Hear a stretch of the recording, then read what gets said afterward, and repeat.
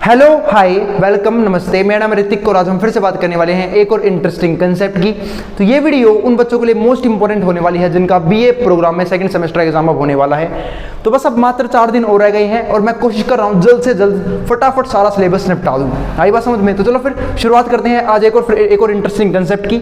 तो मैंने एक सीरीज शुरू करी थी स्टैटिस्टिक्स फॉर इकोनॉमिक्स के लिए, ठीक है, जहाँ पे मैं धीरे धीरे सारे चैप्टर कंप्लीट करने की कोशिश कर रहा हूँ। और आज हम फिर से बात करने वाले हैं एक और इंटरेस्टिंग टॉपिक की।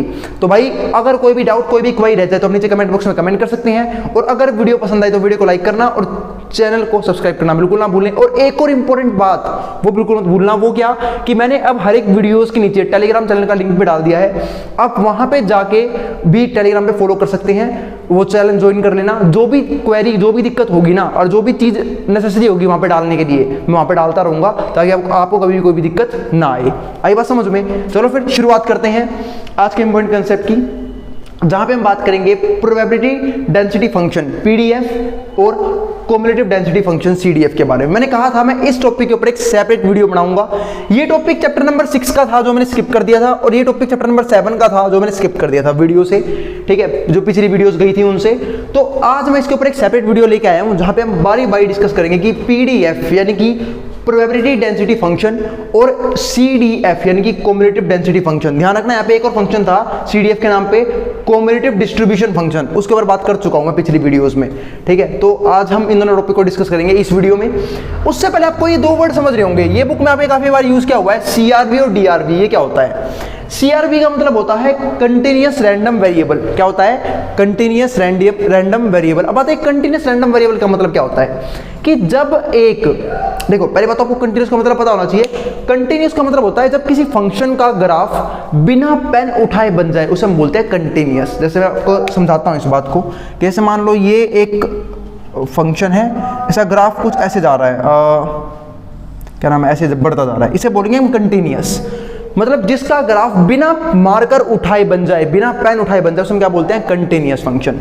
अब आते भैया ये रैंडम कंटिन्यूअस रैंडम वेरिएबल होता क्या है? ये जो हमने इसके ऊपर बात करी, ठीक है, कंटिन्यूअस रैंडम वेरिएबल ये होता क्या है? इसका मतलब होता है कि आपने मान लो कोई भी एक डाटा लिया, आप उसकी प्रोबेबिलिटी निकाल रहे हो, उसकी अनलिमिटेड प्रोबेबिलिटी आ रही है, मतलब हर एक पॉइंट कवर हो रहा है, इनफाइनाइट पॉइंट कवर हो रहे हैं। जैसे आपको एक बात बोलूं कि आपके शहर में जितने लोग रह रहे हैं उन सबका वेट क्या है, ठीक है, या फिर उन सबकी एज क्या है, ठीक है, डेज के हिसाब से। या फिर मैं बात बोलूं कि आपके शहर में जो क्या नाम है व्हीकल्स चल रहे हैं उन सबके फेयर क्या क्या हैं। तो ये सारे क्या आते हैं, किसमें आते हैं? कंटिन्यूअस रैंडम वेरिएबल में।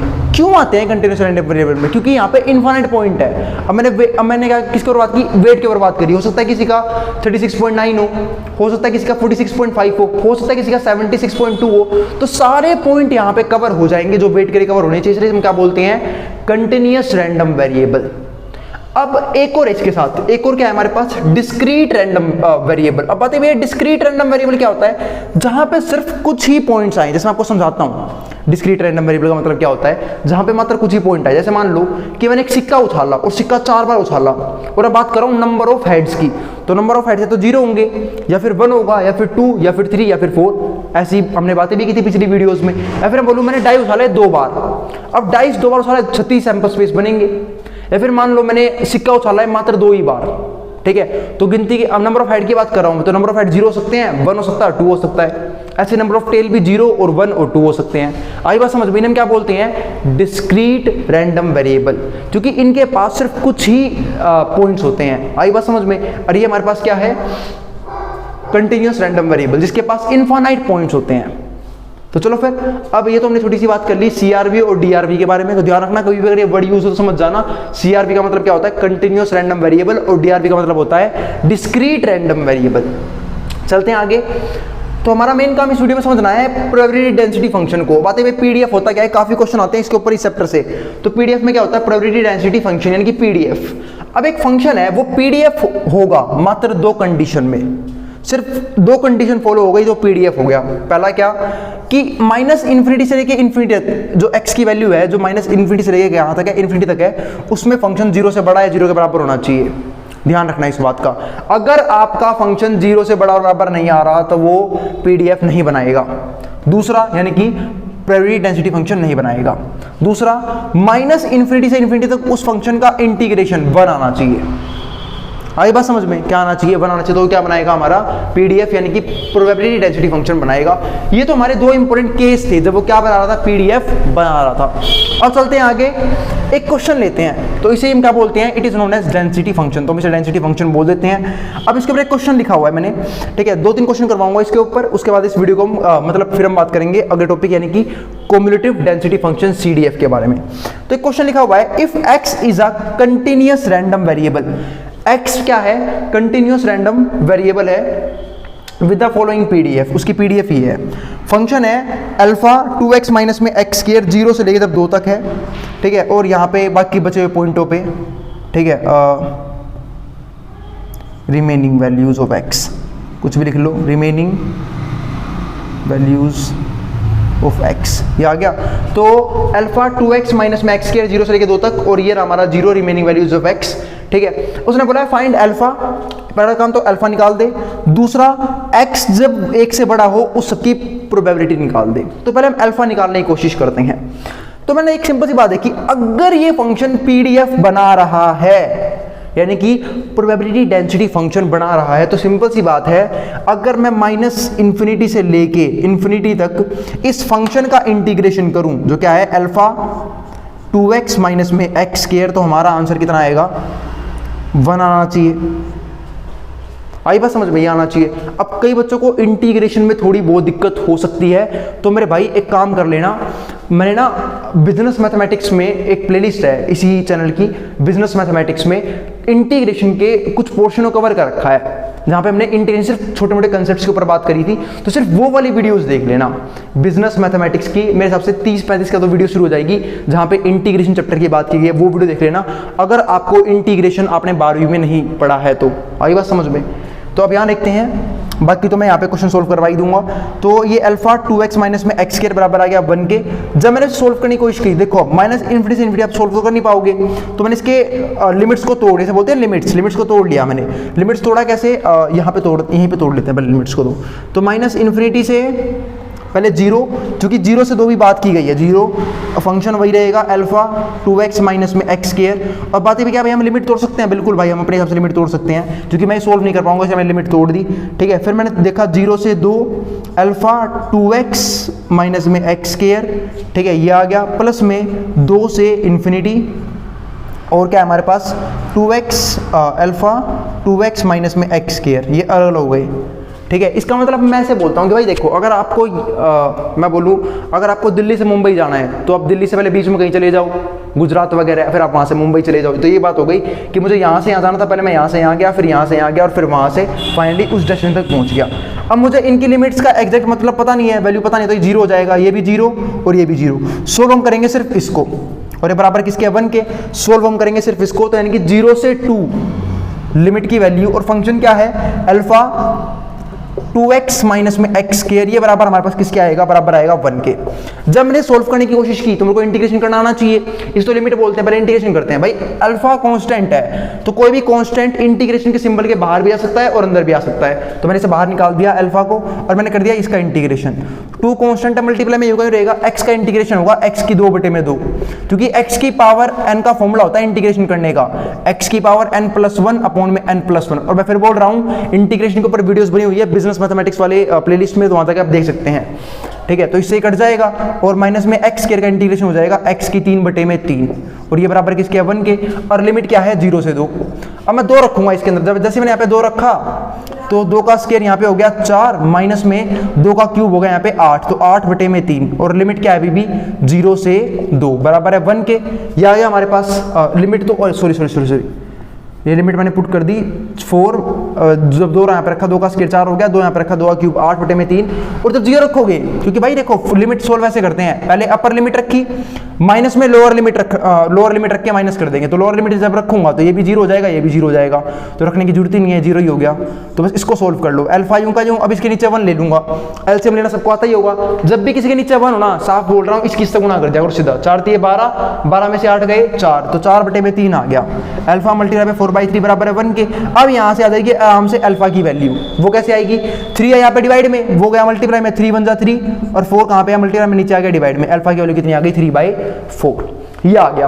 अब वो क्या बोल रहा है कि इसी क्वेश्चन में ना ध्यान से अगर मैं देखूं तो उसने बोला है यहाँ पे कि ना एक चीज़ और निकाल दो, find alpha and P x, मतलब अल्फा तो निकाल लिया हमने, काम तो कर लिया, एंड प्रोबेबिलिटी जब एक्स 1 से बड़ा हो। अब मैं यहाँ से एक बात समझा रहा हूँ, इस केस के लिए जब आपको पीडीएफ पता हो, मतलब आपको प्रोबेबिलिटी डेंसिटी फंक्शन दे रखा हो और आपको ये निकालना हो, कभी भी ऐसा हो सकता है, जरूरी नहीं कि 1 से बड़ा ही पूछे, वो 2 से बड़ा ही पूछ सकता है, 3 से बड़ा भी, 4 से बड़ा भी, 0 से बड़ा भी, तो जो भी पूछे तो आप जैसे आपको ये निकालना है पी एक्स ग्रेटर देन 1। इसके लिए सिंपल सा फॉर्मूला यहाँ पे रख दिया करो, 1 से लेके इन्फिनिटी। अगर यहाँ पे 2 होता मैं लिख देता 2 से लेके इन्फिनिटी, अगर यहाँ पे 5 होता मैं लिख देता 5 से लेके इन्फिनिटी। यहाँ पे फिलहाल 1 है तो मैं क्या लिख दूंगा 1 से लेके इन्फिनिटी, ठीक है। और मैक और फंक्शन क्या रहेगा हमारे पास, फंक्शन है हमारे पास, कहाँ पे गया फंक्शन, ये रहा। और अल्फा की वैल्यू मुझे पता है, 3/4 रख देना अल्फा की जगह, और 2x माइनस में x के लिए हमारा फंक्शन है। अब इसको सोल्व करेंगे, पर उससे पहले कुछ इंपॉर्टेंट बातें वो ध्यान समझ लेते हैं। भाई 1 से इन्फिनिटी, अब इन्फिनिटी फिर से मुझे पता नहीं है तो 0 तो कर नहीं दूंगा मैं इसे, तो जो मैक्सिमम लिमिट हो ना उसको रखना। मैक्सिमम लिमिट क्या मतलब क्या है कि 2। अरे ये भी ध्यान से एक बात समझो यार, एक सिंपल सी बात है, मैंने यहाँ पे क्या बात करी, 1 से लेके इन्फिनिटी। अब मुझे पता है कि भाई उसने बोला है 1 से बड़े पे वो निकाले प्रोबेबिलिटी, और भाई लिमिट तो 2 ही तक है सिर्फ, x की वैल्यू जो है 0 से 2 तक ही है, तो बस यूँ भी समझ लो। तो मैक्सिमम लिमिट 2 है, तो 1 से लेके 2 तक ही सोल्व करेंगे हम इस वाले फंक्शन को। 3/4 को मैंने बाहर निकाल लिया, कांस्टेंट था, अभी भी समझाया, अगर कांस्टेंट मल्टीप्लाई में हो तो उसे बाहर निकाल लेते हैं, ठीक है। ये आ गया हमारे पास।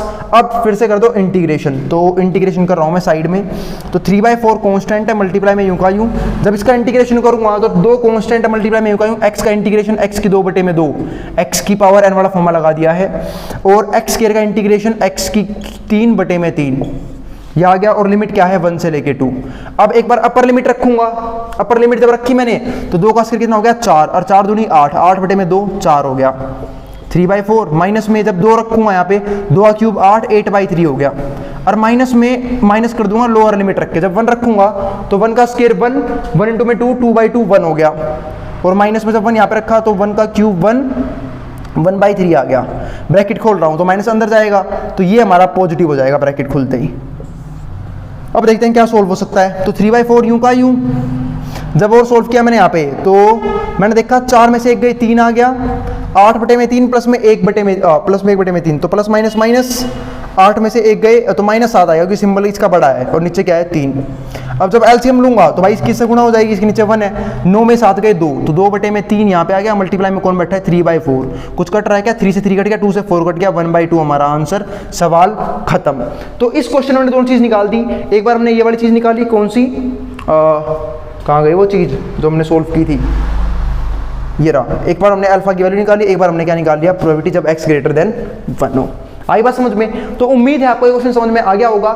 तो अभी जाना कहीं पे भी नहीं है, अब आराम से वाला क्वेश्चन उतार सकते हैं। उसके बाद मैं बात करूंगा एक और सवाल की, उसके बाद हम खत्म कर देंगे पीडीएफ को। आई बात समझ में? अब इसको जो उतारना उतार सकता है, मैं उतार बोर्ड के सामने से।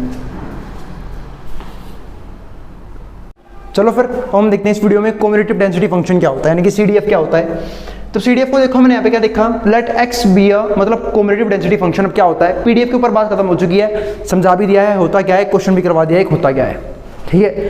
तो क्वेश्चन करवा दिया, उससे क्वेश्चन भाई एग्जाम में क्वेश्चन आ सकता है इसका, तो क्वेश्चन ध्यान से देखना है इसका बस। अब यहाँ देखते हैं कम्यूटेटिव डेंसिटी फंक्शन, ये एक और इंपॉर्टेंट चीज़ है। तो ये होता क्या है, पहले इसका थोड़ी देर पार्ट डिस्कस कर लेते हैं। Let X be continuous random variable, X कोई भी क्या है, कंटिन्यूअस रैंडम वेरिएबल है। अभी भी समझाया कंटिन्यूअस रैंडम वेरिएबल क्या होता है, जिसके पास इनफाइनाइट पॉइंट्स होते हैं। हैविंग पीडीएफ, उसके पास पीडीएफ है एफ एक्स, ठीक है, and F X of X, यानी कि F X of X will be a continuous distribution function. वो क्या बनाएगा, कंटिन्यूअस डिस्ट्रीब्यूशन फंक्शन बनाएगा ऑफ एक्स। इफ अगर एफ एक्स ऑफ एक्स जो p है, जब x जो होगा उसका less than equals to x के बराबर होगा, तो माइनस इन्फिनिटी से x एफ एक्स से बनेगा। मतलब अगर वो ये वाला पार्ट इसके बराबर है तभी हमारा क्या बनाएगा, ये CDF बनाएगा, वरना नहीं बनाएगा, ठीक है। हो सकता है आपको पढ़ने थोड़ा सा अजीब लगे अभी ये, पर क्वेश्चन से आपको समझाने की कोशिश करूंगा बनाया कैसे। अब आगे समझते हैं। This is also known as commutative distribution function. इसको हम क्या बनाएंगे, इसको हम क्या बोलेंगे, कम्यूटेटिव डिस्ट्रीब्यूशन फंक्शन भी बोल देते हैं कई बार, ठीक है। अब रिलेशन क्या होता है डिस्ट्रीब्यूशन फंक्शन में और डेंसिटी फंक्शन में, पहले वो ध्यान से समझ लेना। डिस्ट्रीब्यूशन फंक्शन में और डेंसिटी फंक्शन में क्या रिलेशन होता है, वो क्या होता है कि अगर तुम कभी भी डिस्ट्रीब्यूशन फंक्शन का डेरिवेटिव कर दोगे तो आप लोगों का डेंसिटी फंक्शन आ जाएगा। आई बात समझ में? दोबारा बोल रहा हूं, अगर कभी भी आपके पास डिस्ट्रीब्यूशन फंक्शन है, आप उसका डेरिवेटिव कर दो उस फंक्शन का एक्स के रिस्पेक्ट में, तो आपका क्या आ जाएगा, डेंसिटी फंक्शन मौजूद हो जाएगा। देखो ऐसे लिखा भी हुआ है। अब एक क्वेश्चन लिखा हुआ है, द प्रोबेबिलिटी डिस्ट्रीब्यूशन फंक्शन यानी कि PDF of random variable X दे रखा है हमें। फंक्शन एक्स होगा अगर 0 से लेके 1 के बीच में है तो, फंक्शन 2 माइनस एक्स होगा अगर 1 से 2 के बीच में है तो, और 0 होगा अगर इसके अलावा है तो, अदरवाइज। आई बात समझ में? अब find x greater than 1.5, x greater than equals to 1.5 हमें फाइंड करना है कि क्या होगा। पहले इससे निकालने की कोशिश करते हैं, ये निकालते हैं। काफी अच्छा क्वेश्चन है, किया भी था हमने, याद होगा पिछले क्वेश्चन में बात निकाली भी थी। तो इसके लिए सिंपल सी बात क्या होगी भाई, 1.5 से निकालना है ना, तो 1.5 से इन्फिनिटी सोल्व कर दो उस फंक्शन को। तो 1.5 से इन्फिनिटी, और जब फंक्शन में 1.5 से बड़ा लूंगा तो फंक्शन लेना कौन सा है, 1.5 1 और 2 के बीच में होता है, तो फंक्शन लेंगे 2 माइनस एक्स। अब एक सिंपल सी बात है, 1.5 से इन्फिनिटी आप कैलकुलेट कर नहीं पाओगे, आपको मैक्सिमम वैल्यू देखनी है क्या है, तो वो कितनी है, 2 इसी की, इस फंक्शन की, तो 2, तो बस हम 1.5 से लेके 2 तक सोल्व करेंगे। 2 माइनस एक्स, इंटीग्रेशन करना आप लोग को आता ही है, कर देते हैं इंटीग्रेशन। 2 का इंटीग्रेशन क्या हो जाएगा, 2x, भाई 5 का 5x, 6 का 6x, 100 का 100x। और फिर वही बात बोलूंगा भाई, जिसको नहीं आता इंटीग्रेशन, ठीक है, वो आराम से जाए बिजनेस मैथमेटिक्स की प्लेलिस्ट में, मतलब वीडियो देख ले, ठीक है। तो 2 का क्या हो जाएगा, 2x, जिनको आता है उनको दिक्कत ही नहीं है। और x का इंटीग्रेशन हो जाएगा x की 2/2। अब कर दो वैल्यू पुट, अब ये लिमिट है 1.5 और 2, पहले रखूंगा 2, तो 2 गुणा में 2 कितना हो गया, 4। जब यहाँ रखूंगा 2, 2 का स्क्वायर 4, 4/2, 2 आ गया, माइनस है, ब्रैकेट लगा लो, वरना पहला गलत भाई, माइनस करवाता है। तो 1.5 इंटू में 2 कितना हो गया, 3, यहाँ पे 3 आ जाएगा। माइनस में जब 1.5 यहाँ पे रखूंगा तो 1.5 का स्क्वायर कितना होगा, 2.25, है ना, 2.25 और डिवाइड बाई 2। तो जब सोल्व करेंगे इसे हम, 4 में इस 2 गए बाहर तो 2 आ गया, बाहर 2 आ गया, माइनस में अब 3 है, यहाँ पे क्या हो जाएगा, 2.25 का आधा, तो 2 का आधा तो 1 होता है, और 0.5 का आधा हो जाएगा, ठीक है, 12.5, यानी कि और भी हो जाएगा हमारे पास, यहाँ पे आ जाएगा 1.25, ये आ जाएगा एक तरह से 1.125, इसका आधा कर दूंगा तो 3 माइनस में 1.125, तो ये बच जाएगा हमारे पास 875। कैलकुलेशन कर लेना भाई ध्यान से। अब 2 माइनस में 1.875, तो हमारे पास कितना बचेगा, 0.125। ये हमारे पास आंसर आ गया है। तो ये हमारे पास पहले पार्ट का आंसर आ गया इसके, find px greater than equals to 1.5। ये तो क्वेश्चन सोल्व हो गया। अब दिक्कत सारी इसकी है, फाइंड CDF निकालना है। CDF यानी कि फिर से वही कॉम्युलेटिव डिस्ट्रीब्यूशन फंक्शन हमें ये बनाना है। अब ये कैसे बनाएंगे, तो भाई देखो, अब अलग अलग फंक्शन की अलग अलग बातें शुरू होंगी, अब यहाँ से उसको समझते हैं। तो पहले हमने क्या निकाला यहाँ पे, अब यहाँ से शुरू करते हैं, ठीक है। अब px अगर x लेस देन है तो क्या होगा, माइनस इन्फिनिटी से x, और फंक्शन रखेंगे हम, देखो ये रहा फॉर्मूला, ये रहा निकालने का, माइनस इन्फिनिटी से x, fx और dx, ये आ गया। अब बात करते हैं, सबसे पहले शुरुआत करते हैं 0 से लेके 1 के बीच में। सबसे पहले ये है, तो 0 से 1 के, जब 1 के बीच में लूंगा तो फंक्शन क्या हो जाएगा, खुद x। तो देखो माइनस इन्फिनिटी 0, ग्राफ तोड़ना है भाई 0 से लेके 1 के बीच में, तो माइनस, अब 0 से 1 के बीच में बात हो रही है। एक बात का खास ध्यान रखना अब यहाँ से, कि 0 से अगर 1 की बात हो रही है तो आपको 1 नहीं लेना है, जब भी 1 लेना होगा सीधा x ले लोगे वहाँ पे। तो माइनस इन्फिनिटी 0, ग्राफ टूट गया, फिर 0 से लेके 1 नहीं, 0 से लेके x, और दोनों तरफ क्या रहेंगे, fx। अब fx क्या होगा, 0 से लेके 1 के बीच में x खुद, तो जब x रखा मैंने यहाँ पे देखो, तो जब यहाँ पे ये तो देखो माइनस इन्फिनिटी 0 है तो 0 हो जाएगा, खुद 0 हो गया। अब 0 से x, fx के लिए क्या आ जाएगा, x, फंक्शन क्या था, x था, तो x रख दिया, x का इंटीग्रेशन x की 2/2, ये हो गया पहला पार्ट सोल्व, ठीक है। अब लेंगे 2 से कम, x less than equals to 2, या फिर देखो अब 2 से बड़ा तब लेंगे यहाँ पे, ठीक है, 2 से कम। अब फंक्शन क्या हो जाएगा, माइनस इन्फिनिटी से 0, fx dx, ठीक है। अब ग्राफ तोड़ रहा हूँ, मतलब पहले फंक्शन माइनस इन्फिनिटी 0 जाएगा, फिर 0 से 1, और फिर 1 से x।